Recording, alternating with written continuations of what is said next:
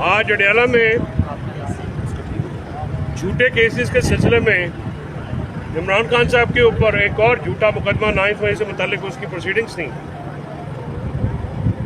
हस्बे मामूल मैं आज जब सुबह पेशी के लिए आया तो मुझे जेल के दरवाजे पे ये प्रिजन एहलकारों ने बताया कि जी आपका नाम क्लियर नहीं है। तो मैंने कहा कि मैं तो खान साहब का हर केस में मैं लॉयर हूँ और हर केस जेल ट्रायल में जो हो रहा है मैं उसमें पेश भी होता हूँ। उन्होंने कहा जी आपका नाम क्लियर नहीं है। तो मैंने कहा कि वो क्यों क्लियर नहीं है, इसका जवाब देने से कतरा रहे। तो मैंने देखा बाहर जियो न्यूज़ के सीनियर रिपोर्टर हैदर शराजी साहब, वो भी अनक्लियर थे। इस वजह से थे ये समझ में नहीं आया। हमारी तो समझ में आ गया कि हमने क्योंकि खान साहब का ख़त जो है उसके कंटेंट शेयर किए थे आप लोगों से, तो उसका बुरा मान गए। तो मैं आज अंदर कैमरे की तरफ मुँह करके कहा था कि मैं दोबारा करूँगा। तो सर 6 पॉइंट है इमरान खान के ख़त के, जिसमें उन्होंने कहा है कि फ़ौज से और अवाम की दूरी के ये 6 वजूहात। इलेक्शन रिगिंग, इलेक्शन 2024 जो फॉर्म 47 की माइनॉरिटी हुकूमत इस्टेब्लिशमेंट ने हमारे ऊपर इम्पोज की, रिजल्ट चेंज किए इलेक्शन कमीशन ने और उनको तहफ़्फ़ुज़ फराहम किया काजी फाइज़ ईसा ने, जिसका अवाम बहुत बुरा मनाती है और अवाम एक नफरत है और इसका ज़िम्मेदार वो इदारों को ठहराते हैं। मुझे नहीं मालूम इस गुफ्तगू के बाद मैं आपके पास गुफ्तगू कर सकूंगा या मैं इंतज़ार पंजौते की तरह किसी इंसिडेंट का हिस्सा बन जाऊंगा, लेकिन ज़रूरी है कि ये बातें रिकॉर्ड पे लाई जाए।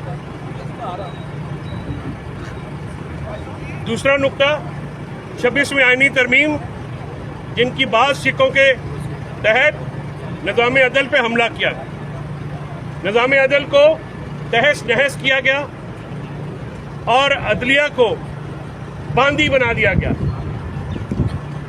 जजिस को रेवेन्यू एहलकारों की तरह यानी पटवारियों और क्लर्कों की तरह ट्रीट किया जा रहा है। ये किसी एक जज का मसला नहीं है, ये इदारे का मसला है। लेकिन वकीला जब पीछे मुड़ के देखते हैं तो इस कमीनगाह में कुछ जजेस भी मुलव्वस हैं जो हैंड इन ग्लव हैं अपने इक़्तिदार की लालच में। कोई सुप्रीम कोर्ट में एलिवेट होना चाहता है, कोई चीफ जस्टिस बनना चाहता है, कोई जज भर्ती कराना चाहता है। तो उस सिलसिले में अदलिया का इदारा रहे ना रहे, इनकी नौकरियां रहनी चाहिए। मैं आज बिल्कुल बाशगाफ लफ्ज़ों में ये कह रहा हूँ कि ऐसे चीफ जस्टिस होने पे कोई फ़ख्र नहीं होता जिसके अंडर मातहत अदालतों के अहकामात को रौंद दिया जाए।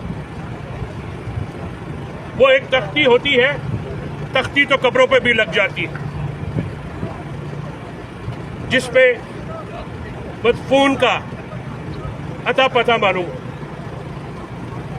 या जो तारीख में जिंदा रहते हैं वो फैसले करते हैं, वो जुर्रतमंद होते हैं, वो बाकिरदार होते हैं, वो ताकतवरों के साथ हाथ मिला के अपने इदारे की तबाही नहीं करते, बैक स्टैबिंग नहीं करते। तारीख में हमेशा वो जज जिंदा रहे हैं जिन्होंने आइन और कानून और जमहूरियत का साथ दिया। वो जज तारीख का हिस्सा बन गए, काजी फाइज़ ईसा जैसे, जिन्होंने ज़ाती मुफाद के लिए अवाम के वोटों की चोरी को तहफ़्फ़ुज़ फराहम किया।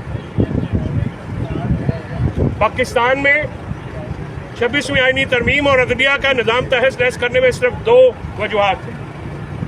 एक वजह वो इमरान खान के केस है और दूसरी वजह इलेक्शन फ्रॉड का सामने आ जाना। इसको कवर देने के लिए 26वीं आईनी तरमीम की गई, पार्लियामेंटेरियंस को उठाया गया, किसी को खरीदा गया, किसी के घर तोड़े गए, किसी के बच्चे उठाए गए। ये रिकॉर्ड की बात है। 8 फरवरी 2024 को ये हुकूमतें जो नून लीग और पीपल्स पार्टी जो एस्टैब्लिशमेंट की बी टीम है, उन्होंने अपने सियासी क्रेडेंशियल्स जो है उनको ख़त्म कर लिया। ये वो दिन था जब नवाज शरीफ में अगर थोड़ी सी भी जमहूरियत होती, गैरत होती, तो वो पीटीआई का मैंडेट तस्लीम करते और तारीख में एक सियासतदान के तौर पे याद रखे जाते। सिंध वालों में अगर थोड़ी बहुत अपने शहीदों की, जुल्फ़िकार अली भुट्टो शहीद और बेनज़ीर भुट्टो शहीद की फ़लसफ़े की कोई इज़्ज़त होती, उनकी जद्दोजहद की कोई कदर होती, तो वो भी पाकिस्तान के लोगों का मैंडेट चोरी करने वालों के साथ ना मिलते। अनफॉर्चुनेटली, बदकिस्मती से अब ये खुद को सियासी और जमहूरी जमातें तो कहती हैं, लेकिन ये सियासी और जमहूरी जमातें नहीं हैं। ये एस्टैब्लिशमेंट की बी टीम बन चुकी है।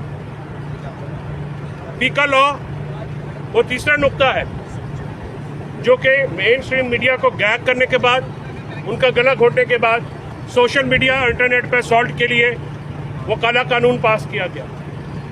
जो असेंबली पीका लॉ जैसा काला कानून पास करे, जो निज़ाम अदल पे वार करे, वो जमहूरी तो नहीं हो सकती। हाँ, वो आमरों की नुमाइंदा हो सकती। इसमें कुछ जमातों को इस्तेमाल किया गया, उनके साथ वादा शिकनी की गई। पाकिस्तान के 8 फरवरी जैसे ही करीब आ रही है, तो पंजाब और इस्लामाबाद में ये 47 की हुकूमत जो है वो इस तरह घबरा के छापे उसने शुरू कर दिए हैं।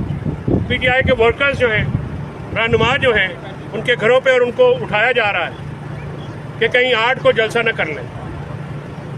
तो मैं आवाम को ये मैसेज देता हूँ कि ट्रायंगुलर सीरीज़ है, वहाँ पे जाएं और कैदी 804 के नारे लगाएं, इमरान खान के नारे लगाएं।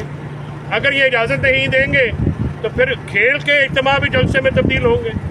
अगर आप इजाज़त नहीं देंगे तो फिर हर चौक, हर गली में जलसा होगा, एहतजाज होगा। एहतजाज तो आईनी हक है, उसको रोका नहीं जा सकता। तमाम इदारों जिनका काम दहशत गर्दी रोकना है, उनका सिर्फ एक काम है कि वो पीटीआई को क्रश करें, वो जजेस जो आज़ाद हैं उनको क्रश करें, निज़ाम को क्रश करें और पाकिस्तान तहरीक-ए-इंसाफ को कुचलने के इस मॉडल के पीछे पाकिस्तान ने की अदलिया को, पाकिस्तान की जमहूरियत को, पाकिस्तान के आइन को, पाकिस्तान के मीडिया को रौन डाला गया है। पाकिस्तान की आईटी इंडस्ट्री जो कि एक $1.7 बिलियन का नुकसान बर्दाश्त कर चुकी है, उसमें मज़ीद असॉल्ट किया जा रहा है। एक आमराना प्लान है, लंदन प्लान जिसको कहते हैं, उसको आगे बढ़ाने का। इमरान खान साहब ने लिखा है कि पॉलिसियों पर नज़र-ए-सानी कीजिए हुजूर। आपकी पॉलिसियों ने इस मुल्क के अवाम को और इदारों को दूर किया है, और इदारे, फौज वो जंग नहीं जीत सकती जिसके पीछे अवाम मुतहद होकर खड़ी ना हो। ये अवाम फौज के लिए हमेशा कुर्बानियाँ देती आई है।